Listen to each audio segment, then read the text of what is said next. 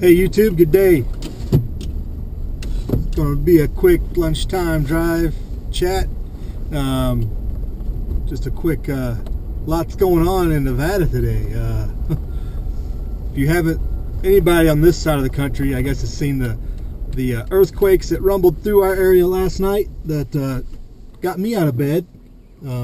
Nothing more to make you go through your quick checklist mentally on what you got ready than that in the middle of the night.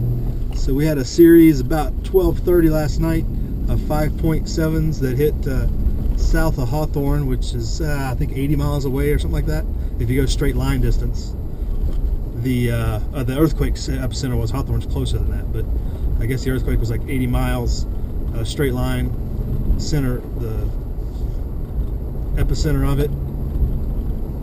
And then we had another about 30 hour later, something like that, that came through, another 5.7, 5.6, something like that, and a bunch of others. If you go to the USGS map, a bunch of others that swarmed through the night, 3.0s, 2 point whatevers, some others out in the periphery near Fallon and stuff. Interesting. That was a pretty big swarm, I guess you'd call it. The biggest concern there is its effect on Mammoth Mountain, which is a semi-active volcano that's just across the border. If you go from that epicenter across the border to California, Mammoth Mountain and the Sierra is right there, pretty much. So interesting to see how it affects that area. Maybe the hot springs are a little warmer this morning than they have been. Something to look into if you're in the area. So that was in the news, and that will make you go through your mental preparedness checklist real quick and always realize, well, I needed this, and this, and this. I need to do some things. So that was interesting.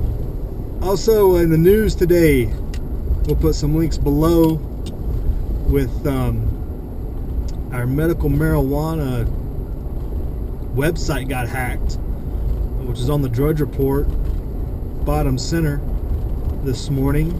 Looks like about 11,000 names were, or not just names, full personal applications for it's not people that are medical marijuana card holders, I guess. It's people that work in the industry, because they have to get checked and backgrounds checked out, and they have to apply to be a worker in the industry. Kind of like prostitutes are the same type of process, I guess.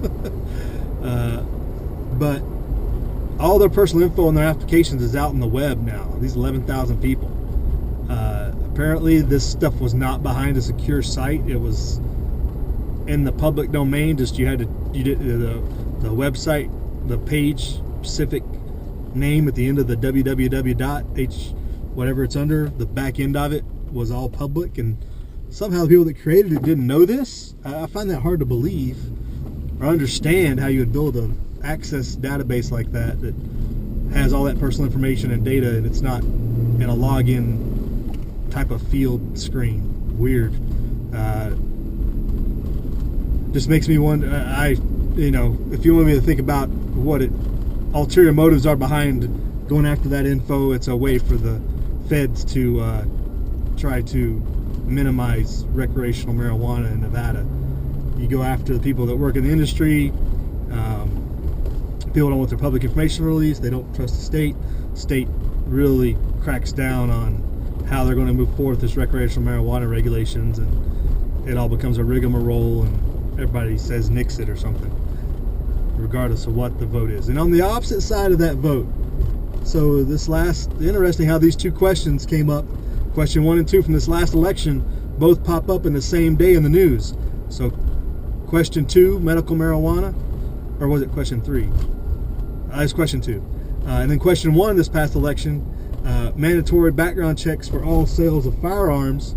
Story in the news today, which of course will be in the box below as well, that the FBI is saying, hey, we're not going to participate in this program. We're not going to do your background checks for you like they do for regular NICS checks, which is very interesting because they do NICS checks for other states that have mandated private sales transactions, like California and Hawaii and all these other socialized states that have mandated background checks on all personal private firearm sales. The feds haven't backed down on that, but why did they push back on Nevada? And I think the biggest reason is because they don't have a accurate full-scale database on all the firearms in Nevada, so they're saying we can't do it because we don't know what all your private firearms are. So this is my opinion. I think the pushback is to get the legislative period, which is coming up in a little bit over a month, going to start. They're going to have to, as part of the legislation to get this thing going, mandate some type of registration scheme. Won't that be interesting? They thought the non-compliance to that mandatory background check was big. Yeah, it'll be interesting to see how that non-compliance goes. So more to follow on that story in particular about how and why the FBI would push back like that.